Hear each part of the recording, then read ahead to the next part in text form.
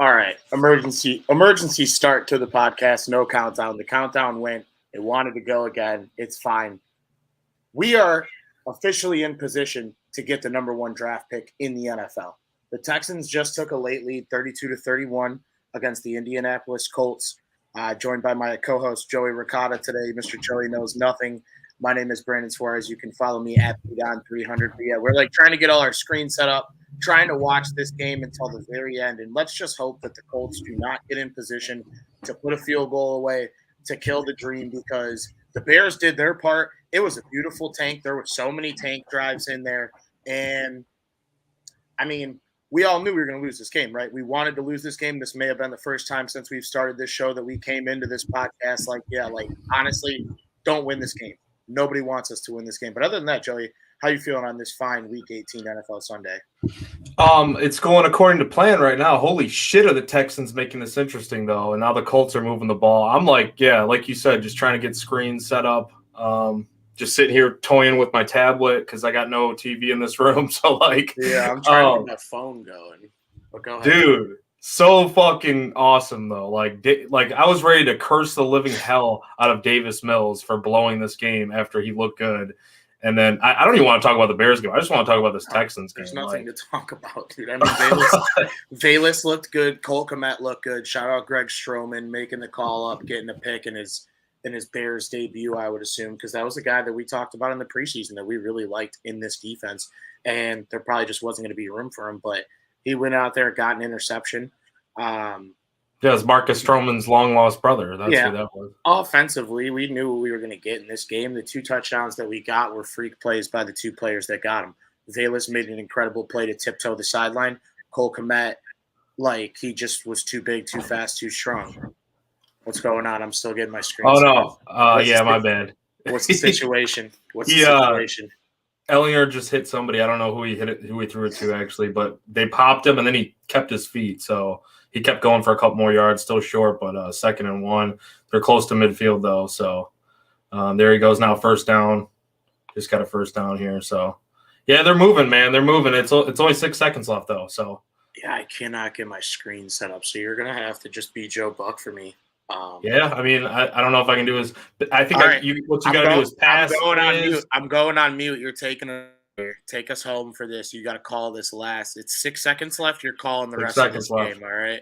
All right, here we go. I've never done play-by-play for football before, so here we go. I've done plenty of baseball. But 6 seconds left. That play's under review, actually. You know what? Yeah, we'll go to a different topic. Your play calling career is over. We're shot. We're dead.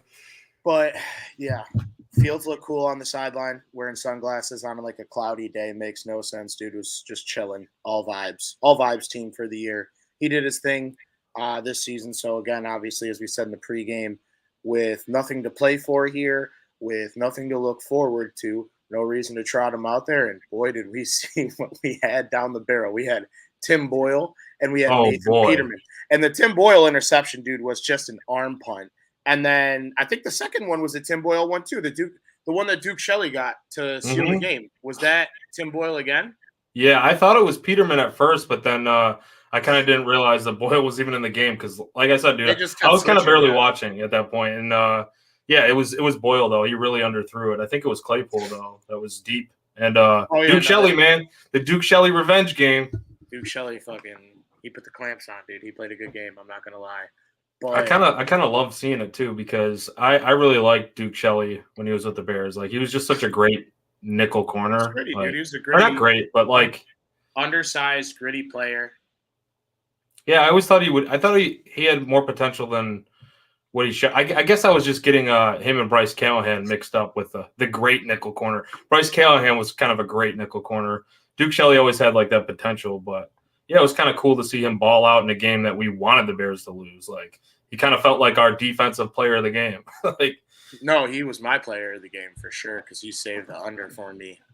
Oh yeah. Sit there with clenched cheeks there at the end. It wouldn't be Week 18 of the NFL season without just getting smoked out in the witching hour. But yeah, so the situation is as follows. 2 seconds. Oh, go ahead. Okay, yeah, no. Houston 32, Indianapolis. It's GG's. We fucking did it. We didn't do anything. We didn't do a damn thing, but we have the number 1 draft pick in the NFL for the 2023 season. Embrace the tank for the first time since 1947. The Chicago Bears, pending a trade, will be picking first in the NFL draft. And I think that initially the first thing that all Bears fans are going to think right here is this is a pot of gold. This is the Lucky Charms right here. This is we can trade down and have 2 first-round draft picks because let's talk about it. Bryce Young and C.J. Stroud looked like solidified quarterback prospects to go 1-2 in the NFL draft. And I bet on the Texans too, so that's a double whammy. Let's fucking go. And, we both did. We both had to hammer that money line. I know Quentin did too. I was at the store earlier today, and someone like the person that was checking me out at the store, the cashier or whatever, was like, "You have any plans for the rest of the day?" And I'm like, "Go watch football." But now that I think about it, I'm going to be watching the worst possible football that they could offer me. But I found 2 winners in those games, so I'm elated. The Bears found a way to suck so bad that they got us the number 1 draft pick for next season. And like I said, it's a pot of gold. We have, if we want to take someone 1, we can. If we like Carter or Anderson, we can take them. For the people like Dan Wienerer that don't like Justin Fields, you have columns until May to talk about how we can get C.J. Stroud and Bryce Young. But we're not in that camp. I'm in the camp of you either attack the D-line right away or you trade this for 2 first-round picks, both in this draft, and let's talk about a way to rebuild this team for next season. The Dan Wienerers of the world. Yeah, I mean, that's a great way to put it, dude. Like, honestly, yeah, you just gave everybody so much more content. All the mock draft people in the world are going to have fun with this pick now. Like, even the people that don't like the Bears, right? They're going to have so much fun with this pick, talking about, they could trade this for this. This team could trade up for that because they know that the Bears are they're not taking a quarterback. Like, sorry, analytics people of the world. Sorry, fantasy football community of the world that just looks at numbers.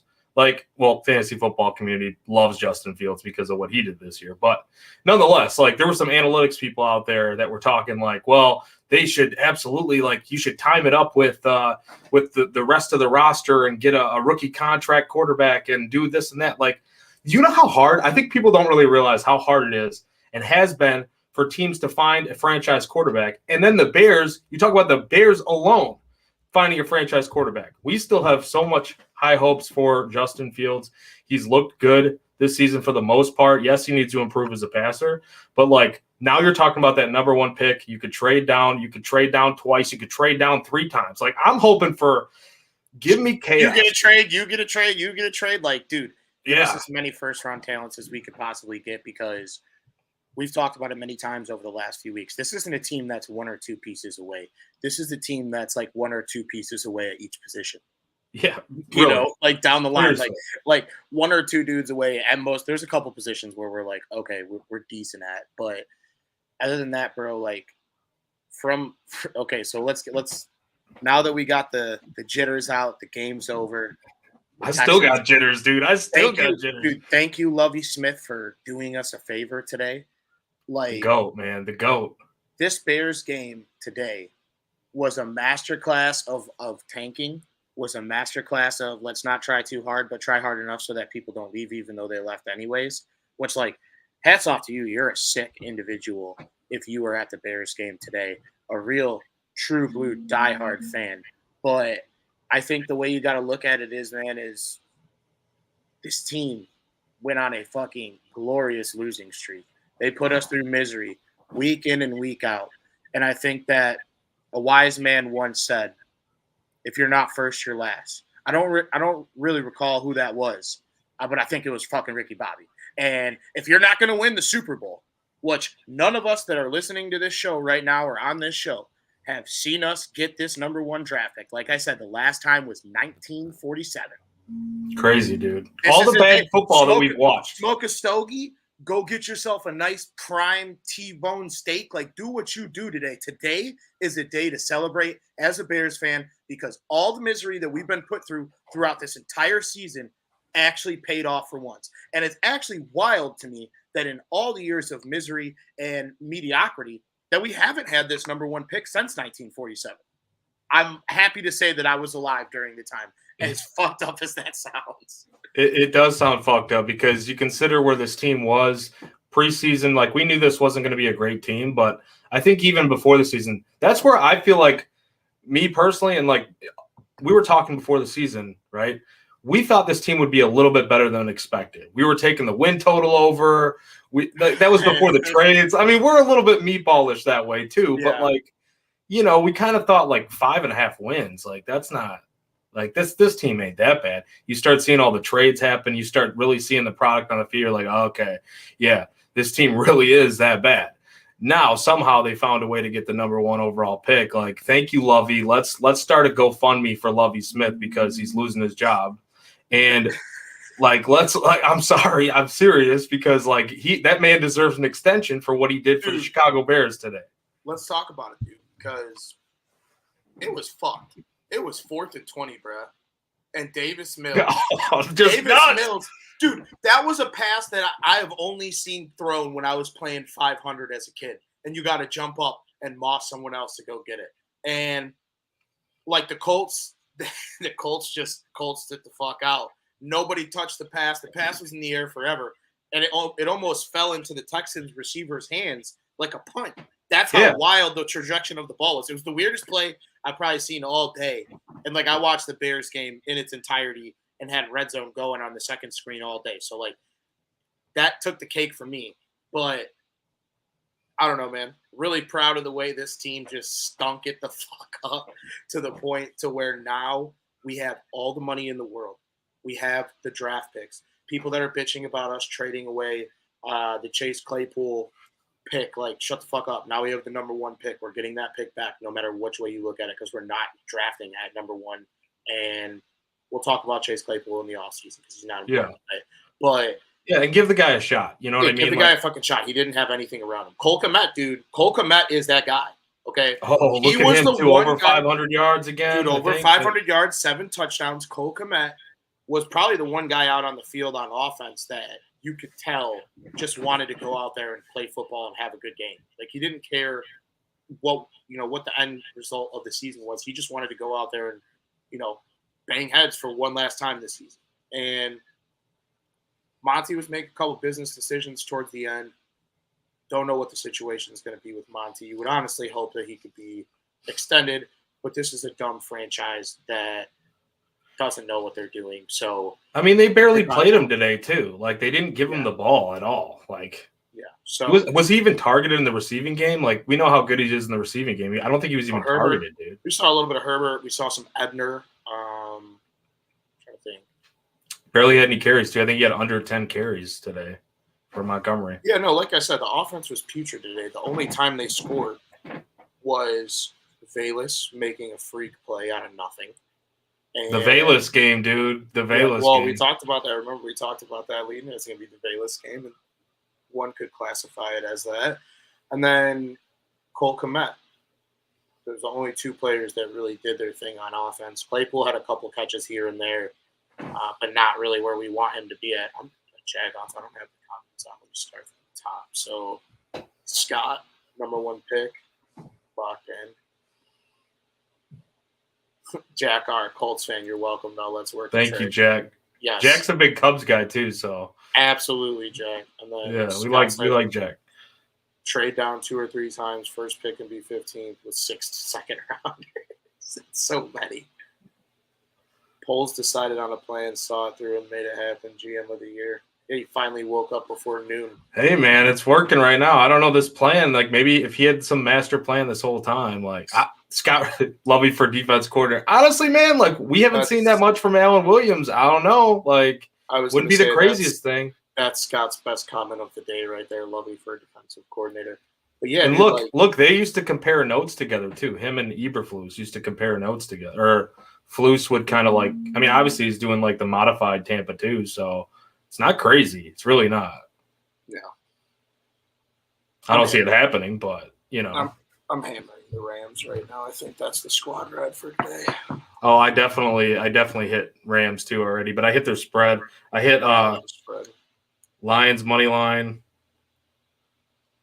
Dude, I'm hoping for chaos. I'm hoping for absolute. I want the Lions to make it. I was going to say the day's not done. We can have a perfect day if the Lions somehow prevent the Packers from going to the playoffs. And I know it's a divisional matchup, though. We don't hate the Lions as much as we hate the Packers. I absolutely fucking despise the Packers. If they get into the playoffs, I think they can make some noise, if I'm being honest. Like, they're playing really good football right now. But, yeah, the way I look at it, man, is I was like standing up like it was a goddamn third down in the Super Bowl right there for that last play for the Texans. Somehow get it done. All my TVs go 0-30, and they find a way to win. For the Bears, Eberflus showed some fire on the sideline. Actually, thank you, Matt Eberflus. You saved my under. That field goal, yeah. That field goal that he ran out there. Well, right? Yeah, because there was 2 balls on the field, 12 Vikings, all sorts. There was a whole bunch of shit going on. I don't know how they ever even let that count to begin with. Yeah, no, that was absurd. And I don't know. The way I look at it, man, is we have been through so much as Bears fans throughout the course of all of our lives. It doesn't matter how old you are. Like, you've seen some shit. And to be able to sit here on this show, probably about our 4th year doing the show, we've seen some shit since we started doing the show. To have that number 1 pick, to have the additional draft capital, to have the money to sign these free agents, and to have the plan to build the super facility, bro. If you're not a Bears fan and you don't know what team you want to root for, get in on the ground floor because shit's going to change. Welcome. Yeah, shit is going to change. We are going to start putting a better product out there. There's going to be a higher quality of players coming in, and hopefully guys that can stay long term.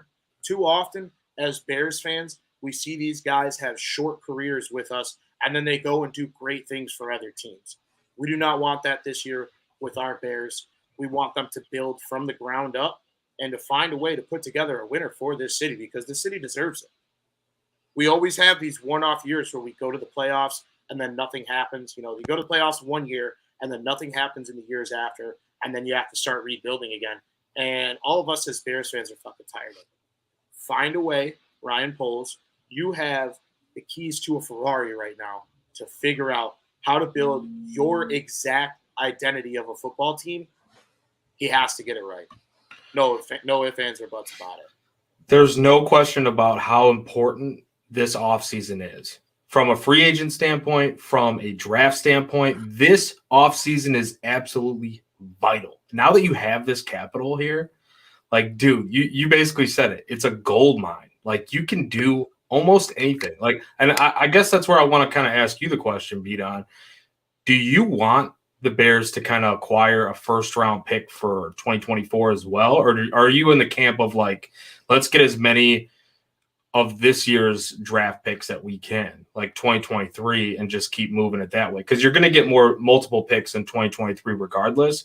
But do you want, a 2024 first-round pick as well? Is that kind of how you're judging which teams you're going to trade with? If you're Ryan Poles and the Bears kind of looking at this now, I know we're thinking way ahead here because we just got the number 1 pick literally today, 10 minutes ago. But that's kind of what I'm thinking right now is how would you kind of go about it?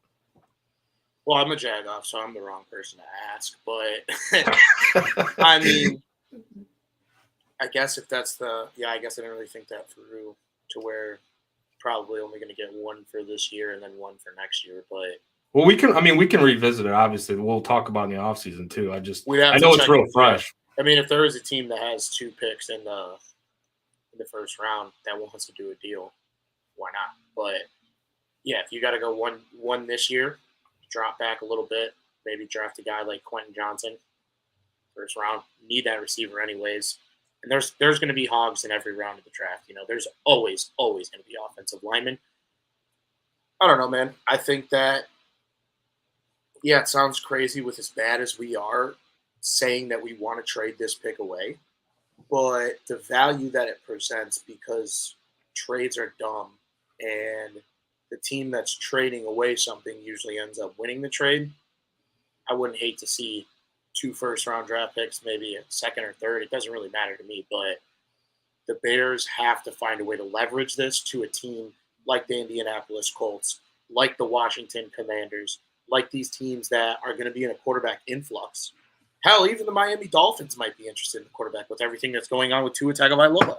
Maybe, yeah. This is a quarterback league first. Tampa could be interested too. Tom Brady, I mean, he's fucking like 52 years old. He's been sleeping on a couch all year. Shit, he might go play out west too. Who knows? Cost me my goddamn fantasy championship, but that's besides the point. Oh, sweet. Nathan Peterman's live at the podium. That's great. Hey, he played better of the two quarterbacks today. He didn't throw a pick. He might have played better than Kirk Cousins.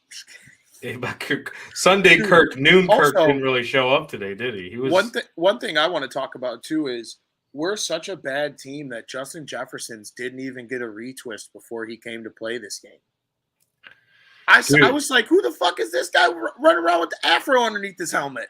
Yeah, because he always has his braids, and I'm like, he does, yeah. I'm like, is that Jefferson? Dude, I honestly, like, there were a lot of like, who is that guy out there today? Like, it felt like that all game. Well, and then the Bears players were dropping like flies on the defensive side of the ball. Yeah, that too. We had a couple people get hurt during the game, like Hicks. Trying to think of who else I saw go on. There was a few more, but yeah, overall, elated. As if I could get drunk right now, I would, but I have to go to work after this. Maybe I'll get drunk after work. After the it's a holiday right now. Yeah, dude. after the Lions beat the Packers, but yeah, dude, we got the first pick. Nothing else matters. We have our quarterback. If you're not in the Justin Fields camp and you're talking about us trying to get a new quarterback with this pick, you will be blocked. And I have a new Twitter, so I don't even have anyone on the block list. So you will be the inaugural members of the block list. Find a way to build this team from the inside out. Attack the offensive line, attack the defensive line, and then we need playmakers. That's it. We need a little bit.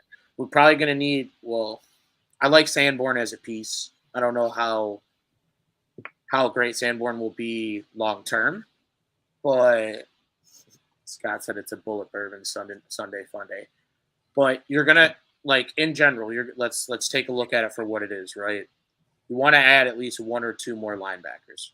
You want to add at least one or two more top end or quality corners, like better corners. Maybe not like Jalen Ramsey level, and I know Jalen Ramsey is such a polarizing person to pick from, but D-line, it might need an overhaul. You might need to just completely almost. Yeah, you might need to just get rid of everyone. Like maybe keep Gibson as a backup, but the D-line is not an NFL level D-line. I'm trying to think. Why do I feel like that was his contract year, or does he have one more? It may have been. I honestly don't know. More. He might have one more season. I don't know why I keep feeling like. No, he's definitely got. But I think if we don't end up trading away, dude, Jalen Carter or Will Anderson, if we don't end up trading away, but yeah, safety, you got Brisker and Eddie Jackson. And you might need to get a depth guy, but you can attack that later on in the draft. And then on the offensive side of the ball, receivers and O-line. And let the rest take care of itself. Maybe add another tight end in the late rounds or in free agency that can complement Cole Kmet and also be a great pass catcher. But it's a majority overhaul. We've talked about how the roster going into this season was a team that was 60% or 63% new guys. Would not be surprised in the slightest to see this be a team that's 63% again next year with new guys. I honestly think that's where you really have to attack is line on both sides. Build it through the trenches. It absolutely has to be highest of importance. You got to protect your number one asset, which is Justin Fields. We saw how hard it is to score points without him today. I think we've seen that before this season too. It's not just today. It was pretty predictable what was going to happen, right? 13 points. Is that what they ended up with? That under 17.5. I don't even know who set that line. 17.5 team total to me was a free money gift. And then I was still a little bit scared there because holy shit, you got Velus Jones who's trying to play hero. And then, you never know what's going to happen. But absolutely, man, build through the trenches. Got to get another weapon at least. at receiver. You probably need another running back too. Like, I don't see Khalil Herbert carrying the load. Like, I like Herbert, don't get me wrong, but there were a lot of things that Montgomery did within the passing game as far as blocking, as far as receiving goes, and then just being that workhorse running back that he's capable of being, kind of like a power back type of dude. Like Herbert, I don't know. I don't know if he can do that. We haven't really seen that, like him just be able to do that fully. So I think there are some weapons that you can attack, especially and even in the draft, like a later round running back pick. Wouldn't mind like a 5th or 6th round running back pick. No. So defensively, though, man, like I think that's where a lot of the money is going to be spent. Like it's going to be spent in free agency. A lot of it's on defense, I believe, and then probably a little bit on the line too. You're going to need to. You can't just rely on. You have to do something on the offensive line. You cannot just rely on rookie offensive linemen, because we know it can take a little bit longer for offensive linemen to develop too. So yeah. I don't know. Like look at some of the other guys, highly touted prospects. They've taken them more than a year to develop as an offensive lineman. So I don't know, man. We got a couple pieces though. They're like Braxton Jones, maybe. You got Tevin if he's healthy. He stays healthy, yeah. You got a couple cornerstone pieces they can work with, but it just today, dude, it's hard for me to talk about the entirety of the roster when it's just like, all right, they massively improved today just by improving one spot in a draft. Like it's wild how the difference in importance that is and value that is. There are 3 moments that I can sit back and definitively say are my top 3 moments as a Bears fan. It's a sad list. Someone will probably clip it from another team. But first one, coming in hot, the Saints game. They clinched to go to the Super Bowl. Obviously lost that Super Bowl game, so I couldn't say the Super Bowl, but that's top number 1. It started out good though. We know how it started. No, well, that might be my best moment as a sports fan altogether. Just like being in the end zone that he ran that back to, but that's not, we could do a different list in the offseason. Number 2, it's got to be this. And then number 3, Justin Fields. Isn't that sad, though? Isn't that fucking sad? It's so sad, dude. It's so sad. It's so sad because, I mean, think about it. Our best playoff run was probably 2001 in our lifetimes, because they always got killed. Like, they got killed by Steve Smith. I always remember Steve Smith giving us problems in the 2000s. And then, like, the double doink game had its anniversary the other day. Like, we're as a city, not a team that does well in the postseason. Cubs, Sox, Bears. If the Bulls didn't get Michael Jordan, they probably wouldn't have any titles. Like, seriously though, he carried them. The Blackhawks, you know what I'm saying? Like, it's crazy, but this is a monumental moment for this franchise. And I don't know, man. I got enough. Like I said, let's do players of the game, offense, defense, players of the game, and then we'll do free agent, draft pick, one of each that you absolutely want. But we'll go players of the game first to give you a little bit of time to think about that. Wow. Players of the game. Velus Jones on offense. Velus Jones Jr. I mean, he busted a big 42-yard run. Somehow stayed in bounds. Velus with the dong. Yeah, that was pretty sweet, man. I know, like we kind of thought, okay, well, if you're gonna unleash him into like different packages or have him do different stuff, like today's the day, right? So. Oh, yeah. He made a nice catch or two as well. So I like what Velus did. And then wasn't he out there gunning too? He was pretty decent. Oh yeah, he was out there. He was gunning. I saw that in the second half. He looked pretty good doing that too. So I mean, got to give Velus his credit. I guess offense and defensive player maybe. Defensive player, I know who you're gonna pick, so I'm not gonna take it. I'll take it, Chad off. Man, let's go with Marcus Stroman's long-lost brother, Greg Stroman. Oh, dude. Was that your pick? Yeah. I thought you were going to pick the other one on the other side, save the under. No. Oh, Duke Shelley. Yeah. No, dude, we can't pick players from the other team for player of the game. Why not? He fucking solidified the number 1 pick, too. Yeah, he did. All right, but continue. I like Stroman as a camp body and someone that can earn his way onto this roster. I've liked what we've Yeah. All jokes aside, man, I actually think that he could be like something decent. Like in the he's future. a little undersized, but he's feisty, dude. Yeah, Quentin's kind of reiterating your Ricky Bobby. If you're not first, you're last here. We missed you, Quentin. We wish you were on here with us. But yeah, I think Harrison Hand too. That little punch out. I was like, dude, the hits principle. A revenge game for him too, because he got drafted by the Vikings, bro. Remember that? Didn't he get cut earlier this year by them too? Yeah, he was drafted in like the Jeff Gladney class, I think, like where they just overhauled their whole secondary via the draft. I think that was the year after Diggs left. Yeah, they took a ton of secondary pieces. Yeah, I think like 19 or 20. Gladney. I'm trying to think of who else was in that class with them that they took. There was another like highly thought of prospect too that they took, secondary piece. Dude, they're gonna get fucking smoked in the playoffs. It's gonna be hilarious. Dude, they are the biggest frauds. They're the biggest they're not a good football team. The fraud kings. I mean, well, okay, so what? The finals 29-13. They beat us by 16, but it was really like, considering the players that we trotted out the tunnel today, it should have been like 50. You hate to like think or even say that a team's not really trying or kind of walking through the motions.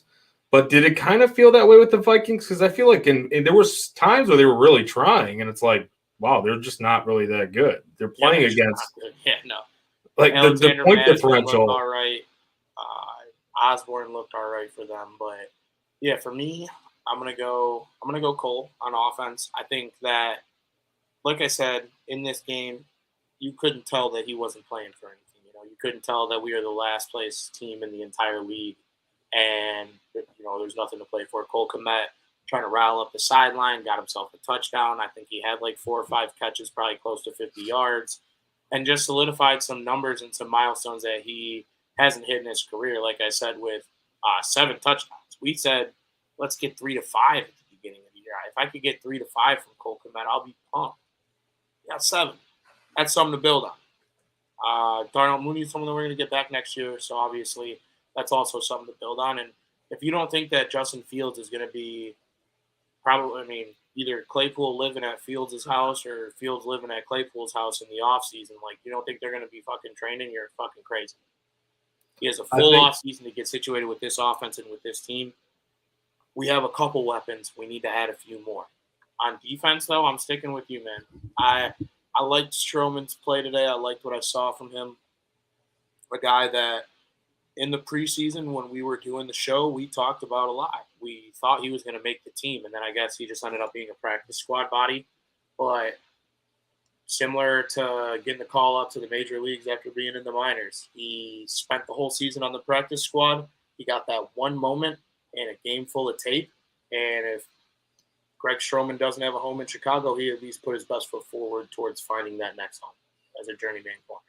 And I can't wait to see Marcus Stroman come out of that tunnel at the fucking federal landmark. But yeah, me either. Honestly, dude, this season especially because I feel like it's gonna be fun. A little bit better than last year, anyways. But yeah, dude, like he definitely showed something today, and maybe it's just like a lot of situations where you just have to earn your stripes. Like you have to earn respect through the coaching staff as well. Like the secondary, all things considered, throughout the season, like the secondary has not been the biggest problem. It just looks bad because the front 7 has been terrible, right? So like the secondary, the pieces that they have in place for next season and years moving forward are actually pretty solid. Like we saw Brisker have like a pretty big hit or 2 today. We know Kyler Gordon's been coming along. Like you still have Eddie Jackson. Jackson was having resurgence. He was having an incredible season. They've got pieces there in the secondary, and I don't even know if I mentioned Jalen Johnson yet. So like they might need like another corner or 2 still, and like a nickel or whatever, or if you want another like just legit number 2 corner and then put Kyler Gordon in the nickel, whatever. But like there are some things that you can do with the secondary. So I feel pretty good about that, especially if Stroman can kind of earn his keep there as another piece. But yeah, man, like it's definitely like things are on the upswing, right? Because we know how much money they have, how much capital they have that they can spend money this offseason. So I don't even know like who my like free agent targets. Give me would your be. draft pick. Give me your draft pick first. I'm trying to pull up the list, but my computer's running about as fast as I can run the miles, so I'm pulling it up on my phone. Are you pulling up the free agents? Yeah, no. Who do you want in the draft though? Who's someone that like gun to head, doesn't matter where we pick them. You like absolutely need this guy in your football team. I mean, I was saying it 2 months ago, 3 months ago. Trade down, take Quentin Johnston. Gun to head. Same. Gun to head, I'm doing it. Dude, the way he played, and then too, Bears fans, we get to see him play football again tomorrow night. CFP's tomorrow night. So yeah, baby. yes. I'm I hammering hope the he Froggies. shreds that. I'm hamming the Froggies plus 12.5 and probably some Quentin Johnson props. But I think like if you can find a team that is in that maybe 9 to 15 range, trade down with them, get a pick from them next year, get Quentin Johnson, and then we move. We find out what we're going to do for the rest of the draft because we're going to have we might have 10 picks come draft day. Might have 10, maybe 11, depending on how the trade works out. But let me read through some of the names. So I'm not going to read the top of the list because these guys are not like Saquon and Roquan, the Quans. Yeah, we're not. All right, so here's a couple interesting ones. So Javon Hargrave, defensive tackle for the Eagles. Orlando Brown, offensive tackle with the Chiefs. Jesse Bates at safety, but he'd be a starter, so I don't think that we can't really bring him in. Here's one that's interesting too. Tony Pollard, running back, Dallas. If Monty walks, dude, run me my Tony Pollard jersey. Like, it's gonna be expensive though, right? The way he's been playing. Jamel Dean, corner. Deron Payne. Quinn's talked about Deron Payne a couple weeks in a row. I know Deron Payne is a quality guy. Went to Bama. He plays on Washington. I like that idea. Maybe we won't put gun ahead and pick one guy, but I'll just read through the list of guys that could be potential suitors that the Bears may be looking into. But here's one that I would love. If you have Sam Mustipher as the non-standard of Notre Dame lineman in the NFL, Mike McGlinchey's right up there beneath Quentin Nelson as the standard of what you want from a Notre Dame lineman in the NFL, and he might be available this year, so that'd be nice to see. Jacoby Myers, if that's the type of receiver talent we're talking about in free agency, I hammer home the point Quentin Johnson even more because Jacoby Myers is definitely not him. I think he kind of fits though, like with this team. All right, bro, but I need a transcendent talent. Yeah, I know what you're saying. I'm not trying to get a guy that couldn't even find his way in an offense that's probably drawn up for him because he likes those short routes. He likes that over the middle shit. He caught a nice touchdown today, I'll say. But the Pats can go fuck themselves because they didn't cover. Next guy. How long did it take him to find the end zone for the very first time, too? Like it took him like 2 seasons. Yeah. Marcus Davenport, Saints edge rusher. That could be a dude that we could. He's more of a big money guy, but as our chat gets completely spammed by bots, that's great. Love that. Is that the check out the girls thing again? Yeah, that shit. Here's one too. Evan Ingram will be available. Levante David, don't know how he's still playing. Don't think that'll be an option. Yannick Ngakoue, like the list goes on and on. So we will have a free agent and many draft extravaganzas in the coming months. It's over. The hardest part of being a Bears fan this season is over. We have moved on to off-season coverage and to the NFL draft and finding a way to build a winner for our Chicago Bears again. Joey, before we wrap up, favorite part of the season and then any final wrap-up thoughts here on this episode. I was going to make a joke and be like, favorite part is that it's over and that we got the favorite part is what happened today, though. We got the number 1 overall pick. Like, there's no question that this was my favorite part of the season. It just so happened that it was on the last day of the season. And Justin Fields, man, like, for all the shit that has happened this year, he made something out of nothing and he showed his electricity. And you gotta appreciate that. Like, he made it entertaining and fun to watch Bears football every time we watched the games. Like, every week that we watched the games, he made it something and made it, watchable pretty much. Like, Yeah, he's him. He's him. Going back to that episode, Quentin was like, he is him. That's it. He's him, and we gotta build around him. Now is the time. Ryan Poles has to build around him. Do what you can with that top pick. And yeah, let's build this thing up. You got all the assets in the world now that you can kind of pull from to be able to piece this thing together and build a winner. If it doesn't happen next season, okay, but I want to see some progress. You have to see some major progress next season. I think we will. You have to continue to get better and continue to put a better team out year in and year out. But yeah, I think that huge offseason coming up. We're going to see what Ryan Poles is made of here in this offseason. And my favorite part of the season, obviously, on the playing field is seeing the growth of Justin Fields and just him growing into just being an NFL quarterback. And I know a lot of that was running the football. The passing will come next year. You guys will all see. And then, yeah, dude, it's a clear-cut answer. It's the obvious one. For the first time since 1947, the Chicago Bears are the rightful owner of the number one pick in the NFL draft. A lot can happen from now until May, and a lot probably will happen. Combines, pro days, trades, non-draft day trades, all of it. So let's go over a couple things before we wrap up. Remember, get your information from the right sources. I'm not saying that you have to get your trade or free agent information from us because usually we get it after it's already out. But when looking to see who the Bears are going to be looking at, don't be so quick to jump the gun to be the first one to say, hey, this is who they're going to get. And then you sit there with an egg on your face. They're not going to sign everyone. As we all taught, every time I log on to Twitter throughout this season, a guy makes a play as a wide receiver, and everybody's like, Bears sign him, Bears trade for him, Bears sign him. This team had a very calculated tank, a tank that they were in a lot of games, one possession games, and still found a way to lose every single one of them. So even though I'm not the biggest Poles guy, us as Bears fans, we have to trust Poles. We have to trust Eberflus in this time. We can rediscuss this in about 2 years when we figure out what type of team they're going to build. Because as a GM, to get an opportunity to overhaul the whole team, you have no excuse to fail. Zero. Can't put it on nobody. There's no fall guy. You built this team. You go down with the ship. So with that being said, do you have any final thoughts here on today's show? Not really, man. I'm looking forward to the future. That's it. I can't believe what we just witnessed, to be honest with you. It was great. Yeah, I can't believe what we saw. Like, it's dude, the best thing you'll see all day. But yes, I watched that replay after you told me, like, GG, good game, game over, and I was just like, just as happy as when I first heard it.